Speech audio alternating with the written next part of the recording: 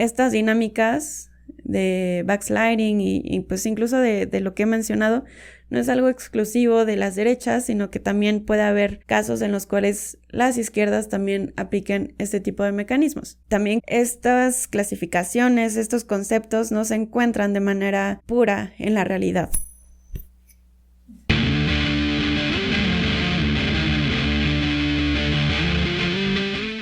Hola, ¿cómo están? Bienvenidas y bienvenidos a este nuevo video de su sección favorita, de pasante, Sociología Cotidiana. En esta ocasión vamos a hablar de un tema que me pidieron ustedes, bueno, no, un poco yo lo presenté y les sugerí y ustedes me siguieron la corriente respecto a la nueva emergencia de esta derecha, pues ultraderechas le podríamos decir, pero bueno, también hay personas que le llaman neoconservadurismo, neofascismo, pues sí, nueva derecha, derecha extremista. Entonces, bueno, sí, hay como una variedad de conceptos a los cuales le podemos como atribuir a esta nueva manera de ver y de ejercer la política. Pero yo acá lo que voy a tratar de hacer no es tanto centrarme en esta definición conceptual, porque, como hemos visto en Sociología Cotidiana, es difícil encontrar realmente en la realidad, pues digamos que la aplicación de los conceptos de manera pura, ¿no? Y de manera como súper ortodoxa.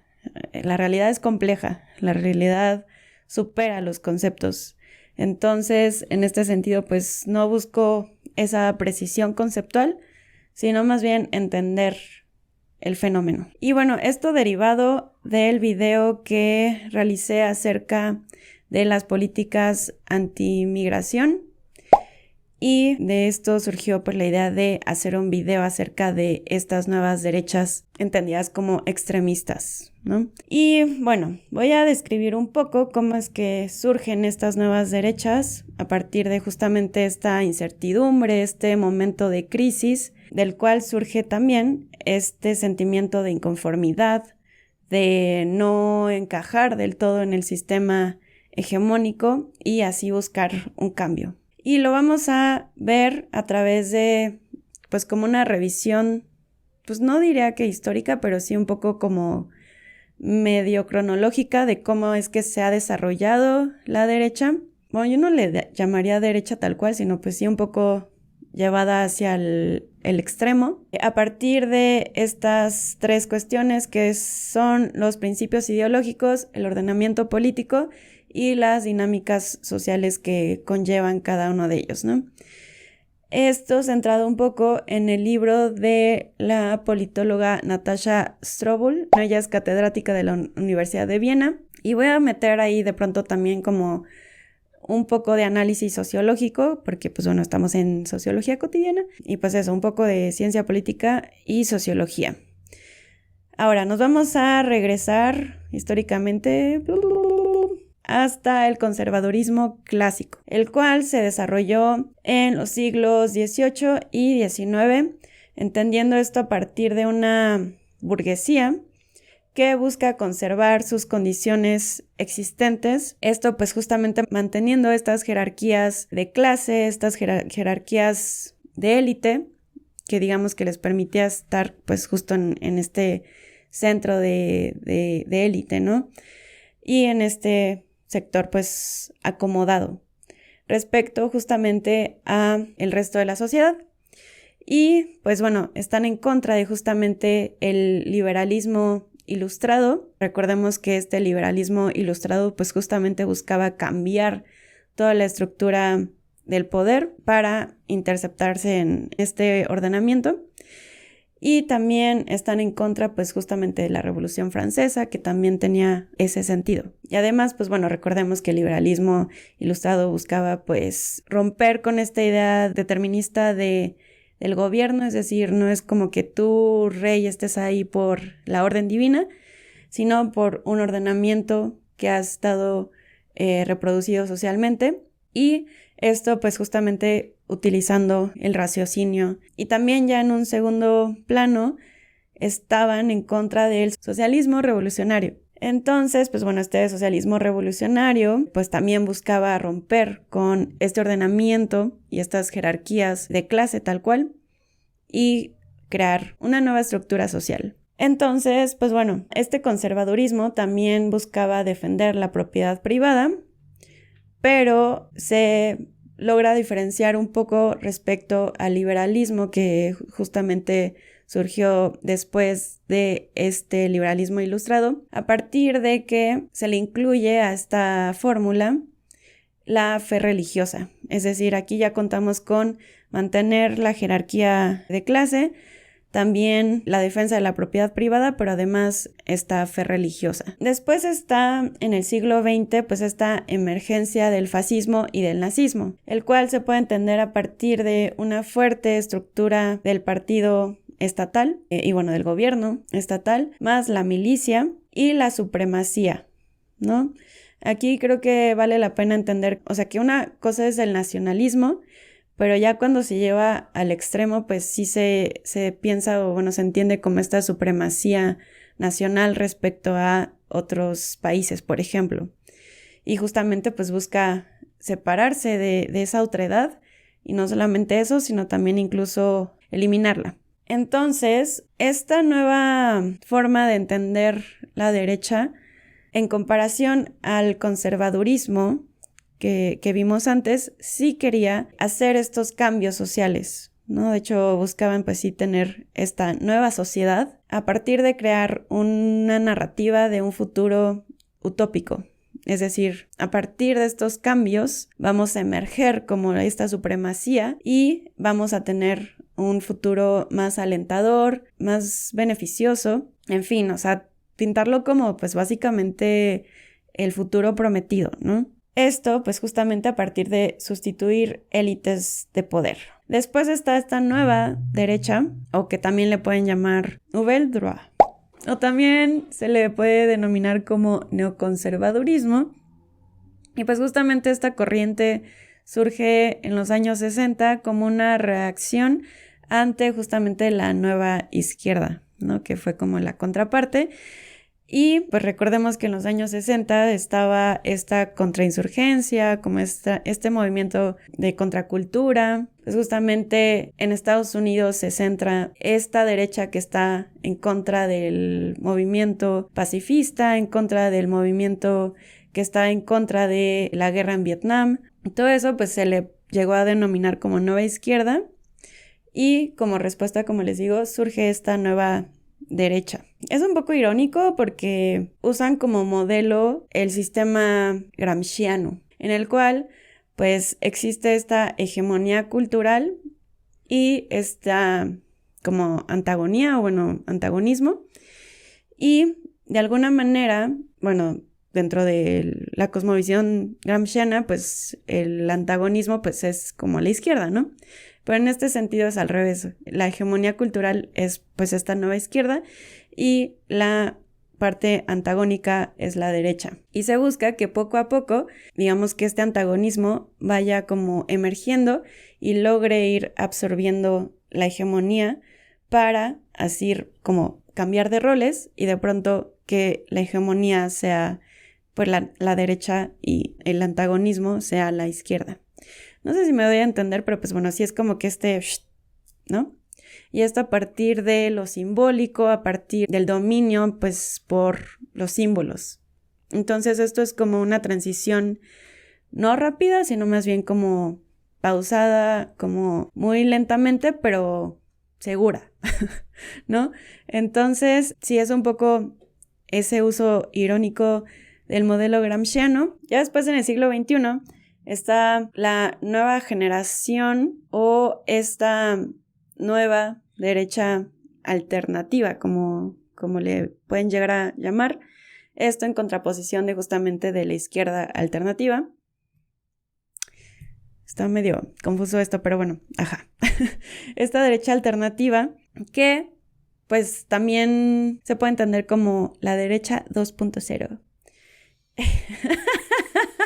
Esto porque está inserto, o bueno, más bien se desarrolla en esta sociedad con internet, claramente, con redes sociales, con Twitter, y se da como esta apropiación de videos, de material audiovisual, pero específicamente de memes. Y esto es muy característico porque pues se da esta batalla de sentidos y de significados, pero a partir de los memes, que es algo muy propio de una generación, ¿no? De una generación de la juventud.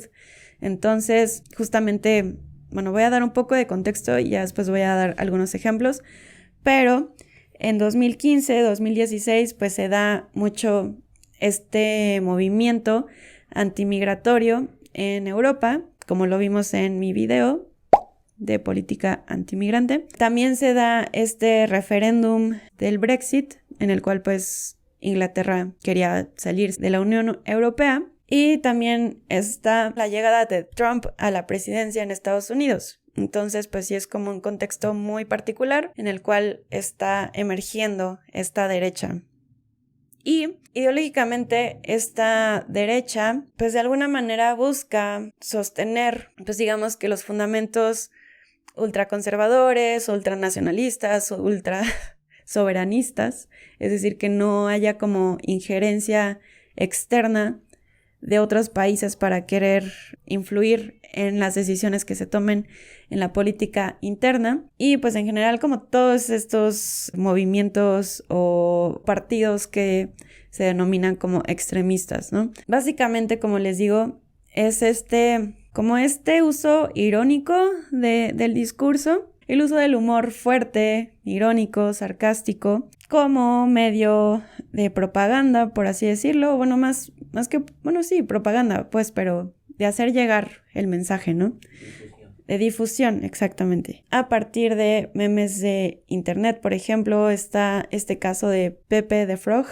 Yo no lo sabía, o sea, yo lo usaba como lol, pero si se meten a 4chan, o sea, mucha gente lo usó como, pues sí, una figura. Incluso crearon como este país, pues inexistente, en el cual Pepe the Frog me parece que era como el presidente y pues bueno, sí, un mundo ahí pues medio fantasioso, pero que al final es reflejo de todo esto que estoy hablando, ¿no? Incluso Pepe the Frog personificaba a Trump. Entonces, pues bueno, se puede describir, o sea, bueno, si ustedes lo buscan así como derecha alt, van a ver que la descripción es que básicamente es como el hombre blanco que está en contra de esta política correcta, en la cual pues se busca la resignificación de grupos en condiciones de vulnerabilidad como mujeres, gente migrante, la comunidad LGBTI, incluso como los subsidios o gente subsidiada. Esta narrativa pues digamos que va en contra de estas poblaciones.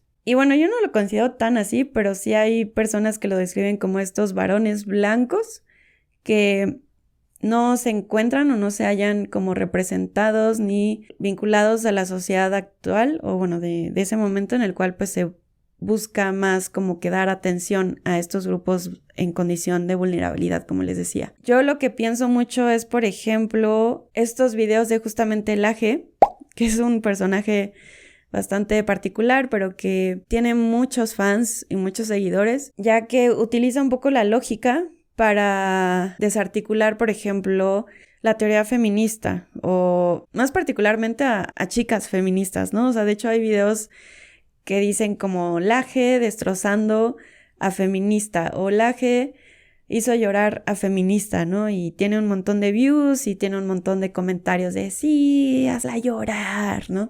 Entonces todo eso pues es parte de este tipo de derechas que estoy describiendo. Ya después está esta burguesía cruda, así se le denomina de acuerdo al sociólogo Wilhelm Hittmeyer, que es este sociólogo que lo denomina así, en el cual pues ya existe como no solamente esta burguesía como lo entendemos, sino también esta clase media conservadora que se une un poco con esta derecha extremista y que genera esta nueva derecha, la cual pues no solamente es entendida como esta clase social, sino como este sector social que de alguna manera se ve a sí misma como portadora de modales civilizatorios y que de alguna manera va llevando como actitudes autoritarias cada vez más visibles. También tienden a ver más como la parte individualista y abandonar esta idea de la sociedad solidaria, ¿no? Y también incluso ven por el autocuidado, por la preservación personal. Es un poco lo que decíamos del self-made, ¿o cómo era? Self-made man. Self-made man. ¿Nos quieres contar un poquito de qué era eso? Pues es el güey que empieza desde abajo y va cumpliendo metas y se vuelve poderoso y con mucho dinero. Como el que inventan que es Bezos y como el que inventan que es Elon Musk, pero ellos no son el caso. No. Son los güeyes que empiezan desde cero y terminan con algún puesto político o con una empresa muy importante y con mucho dinero, y son los que luego hacen cosas bien extravagantes porque no saben cómo ser ricos. Justo es esa idea, ¿no? De cómo es que, güey, si quieres, puedes hacerlo, ¿no? Y eres pobre porque quieres, ¿no? Y en cambio, pues si tú decides no serlo, pues ya estarías cagando dinero, ¿no? Entonces, es un poco eso. También en términos económicos incluso se puede entender su postura a partir de la eficiencia, a partir del rendimiento y justamente este desprecio hacia los débiles, ¿no? Entre comillas. Me recuerda mucho a este Twitter de Gabriel... A este tweet de Gabriel Cuadri, el cual dice así: si México no tuviera que cargar con Guerrero, Oaxaca y Chiapas, sería un país de desarrollo medio y potencia emergente. Bueno, pero también puede ser crítica a la clase política de esos lugares, ¿no? Eso pensé. Pero está culero. O sea, yo creo que igual, aunque se hubiera referido exclusivamente a los gobernantes de esas localidades, no está tomando en cuenta que hay elementos estructurales que cruzan y que justamente limitan, pues digamos que las condiciones materiales de estos lugares. Y que incluso, pues, si lo queremos llevar hacia el otro extremo, no solamente pues están afectados, sino que más bien son incluso como víctimas, ¿no? Porque como yo lo veo, es que ciertas localidades como Oaxaca, Chiapas y Guerrero son parte de esta segregación, pero no solamente eso, yo creo que son explotados en cuanto a sus recursos, pero más allá de eso, pues digamos que son marginados en tanto no son parte de estos centros importantes del país, ¿no? Entonces sí, yo diría que no está teniendo en cuenta todas estas cosas, pero como vemos, es este desprecio hacia, pues, los débiles, de acuerdo a la perspectiva de estas personas, ¿no? Y pues lo que hace es limitar el análisis de la problemática que existe en estos lugares. Pero bueno, ese es un ejemplo. También pienso mucho en Dreyfus. De hecho, ya hice un video en el que expliqué un poco a esta derecha anarcocapitalistas. Y pienso mucho en el video de Dreyfus en el que dice, pensemos en la naturaleza. O sea, si quitamos el sistema capitalista, está la naturaleza y están las cebras y están los leones. Y yo no veo a las cebras quejándose porque pues, los leones tienen colmillos y ellas no. Y en fin. Sí, ahí van a ver un pequeño fragmento de este video, pero bueno. Pregúntenle a las cebras, ¿hay sindicatos de cebras tristes, pobres y enojadas? Está simplificando un problema muy grande que justamente se da a partir de todas estas dinámicas históricas, ¿no? Pero bueno, está simplificando y no solamente eso, sino que también se están burlando de todas estas cuestiones, poniéndolos como una carga, como una debilidad, ¿no? Y esto a partir de una seguridad en sí mismos, de que, güey, yo soy la verga, de, güey, sigue mis pasos y lo vas a lograr. Y también algo que caracteriza mucho esto es que a comparación de la derecha conservadurista tradicional y de la derecha alternativa, que busca este cambio gradual, esta nueva derecha que estoy describiendo busca cambios rápidos, busca cambios pues como radicalizados tal cual, ¿no? Ya se habla incluso de, suena un poco contrariado, pero un conservadurismo radicalizado.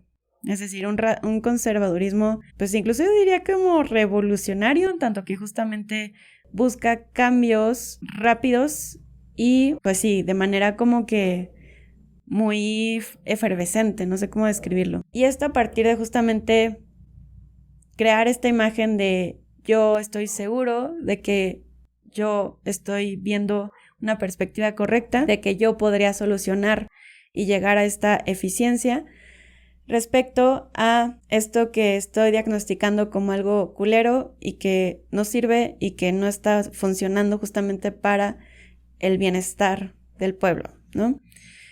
Y también se puede describir a partir del desmantelamiento de formas democráticas, como les decía, el desprecio hacia esta idea de lo políticamente correcto, y se da esta nueva forma de ejercer el poder, ya no solamente como a partir de un programa político o esta agenda política, es decir, nosotros cuando vamos a considerar por quién votar, vemos cuáles son sus promesas de campaña, sus planes de acción, las políticas públicas que van a proponer, etcétera, etcétera. Bueno, eso deberíamos.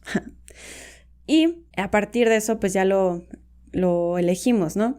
Pero esta nueva forma de ejercer la política a partir de esta nueva derecha se crea a partir de narrativas, como he dicho, o sea, de transmitir esta seguridad, de decir, yo soy la verga, yo soy la solución, pues algo así como el líder mesiánico, ¿no? Que es un poco lo que yo veo en Trump, que no sé si ya lo he dicho en este espacio, pero yo considero que su éxito radica en que justamente él pinta este diagnóstico desolador, este diagnóstico de, güey, se han olvidado de nosotros, como he dicho, no nos sentimos como parte de este sistema, nos han olvidado, nos han relegado. Sin embargo, yo tengo la solución, yo puedo volver, traer a este Estados Unidos grande, maravilloso, de nuevo, recuperarlo, y justamente se idealiza este pasado, ¿no? Y se crea este futuro utópico del que hemos hablado. Y se crea esta disyuntiva, o bueno, estos dos actores. Uno son los trabajadores, que viene de la mano del self-made man, del que habla David, y está este otro de los vagos, los malos, los bad hombres, en fin, ¿no? Entonces se crea esta dualidad, y es así que se crea como este antagonismo, pero más que antagonismo yo diría que incluso como un enemigo nacional, el cual no solamente hay que atacar, sino que hay que eliminarlo. Y esto lo que genera es una polarización que de alguna manera se contrapone a lo que nosotros entendemos como algo democrático centrado en el consenso, en el diálogo.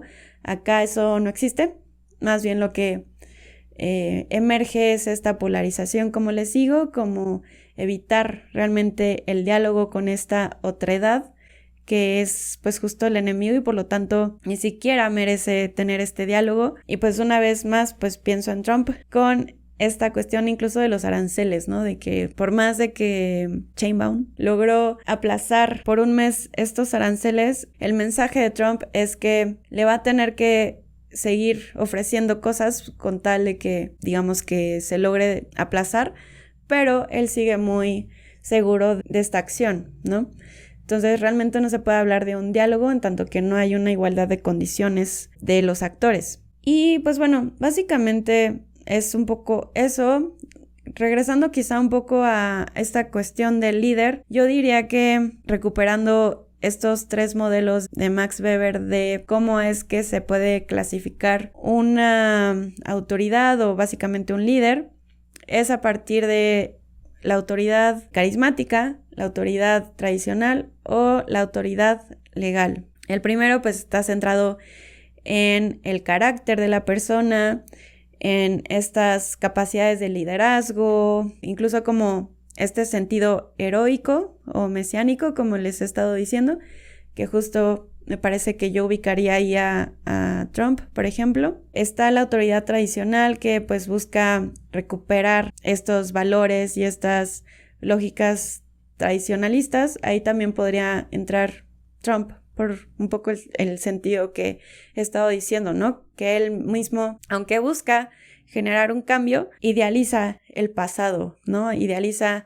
esta época anterior en el que Estados Unidos estaba bien, ¿no? Y está la autoridad o el liderazgo legal que está basado pues en la burocracia. Aquí creo que pues no entra mucho porque justamente como les digo, esta nueva derecha se centra mucho en este nuevo ejercicio de la política, no centrado tanto como en esta forma de agenda política como lo conocemos, sino más bien como en esta nueva narrativa, y yo diría como hasta una cuestión performática, como un performance en el cual el gobernante o esta autoridad habla, pero justo proyectando, como les decía, esta seguridad, esta figura mesiánica, esta figura utópica del futuro, pero recuperando a la vez cuestiones del pasado, en fin, o sea, como que a partir de esta narrativa, incluso centrada en el ataque, en la polarización, como les decía, que la polarización, si lo pensamos sociológicamente, pues sí tiene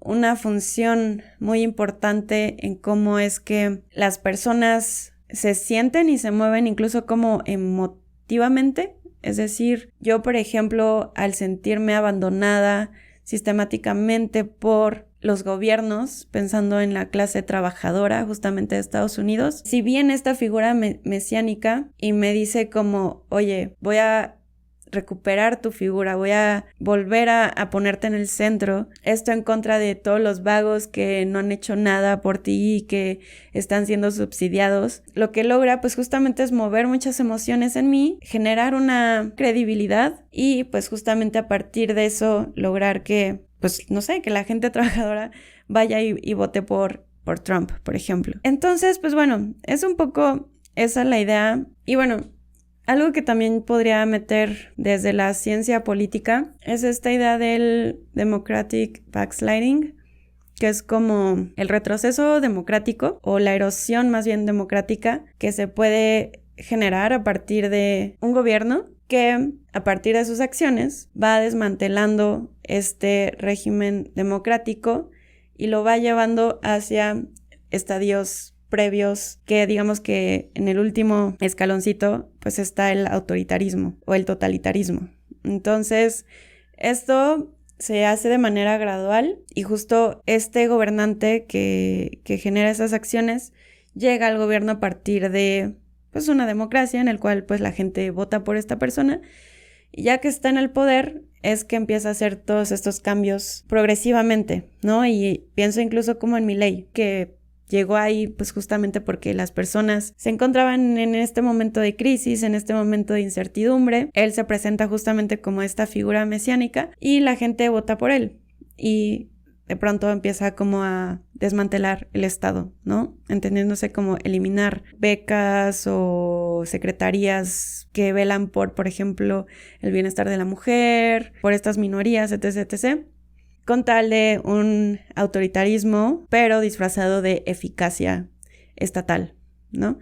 Pero eso también lo vemos incluso con, por ejemplo, el gobierno en Venezuela. En un principio Chávez llega al poder por pues un ejercicio democrático, pero ya después se transforma y pues ya las reglas del juego incluso cambian y deja a Maduro en su poder, ¿no? Entonces, pues se va deformando todas estas reglas democráticas y terminan siendo pues otra cosa. Y bueno, incluso, ¿por qué no? Podríamos mencionar que entran en estas dinámicas AMLO, ¿no? O sea, AMLO lo pienso mucho porque, bueno, también representó esta figura mesiánica que llegó al poder y que, pensando en la austeridad, eliminó ciertas entidades, o más bien ciertas instancias públicas, pensando justo que gastaban mucho dinero, pero que de alguna manera sí eran importantes, o bueno, son importantes para garantizar nuestros derechos, pensando específicamente, por ejemplo, en el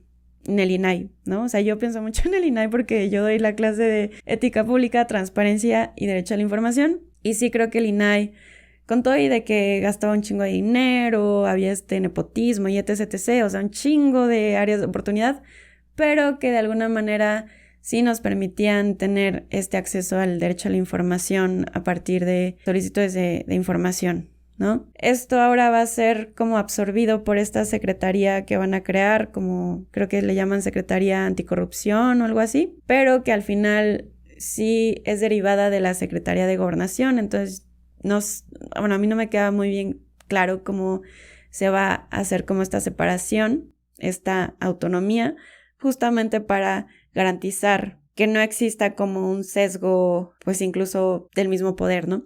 Pero bueno, en fin, eso es otro tema. A lo que voy con estos dos últimos ejemplos es que estas dinámicas de backsliding y pues incluso de lo que he mencionado no es algo exclusivo de las derechas, sino que también puede haber casos en los cuales las izquierdas también apliquen este tipo de mecanismos. También, como recuperé en el inicio de este video, estas clasificaciones, estos conceptos no se encuentran de manera pura en la realidad, ¿no? Pero bueno, solamente quería que viéramos como un poco cómo ha evolucionado la derecha de manera pues muy breve, muy resumida, la verdad, pero que sí nos ha servido para entender que en realidad no distan mucho las unas de las otras, pero que sí espero nos haya logrado ayudar a entender cuáles son como sus principales fundamentos, sus principales como motores y estas dinámicas sociales, estas cosmovisiones políticas que les decía al inicio. Espero que hayan quedado un poco más claros. De hecho, si después de este video ven el video de políticas antimigratorias, creo que van a quedar como que muy bien entre sí y vamos a tener como que más claridad respecto a lo que está sucediendo incluso actualmente en Europa y en Estados Unidos. Entonces, pues bueno, eso es todo. Espero que les haya gustado. Si tienen algún comentario, alguna sugerencia, por favor dejen su mensajito aquí abajo y nos vemos muy pronto. Adiós.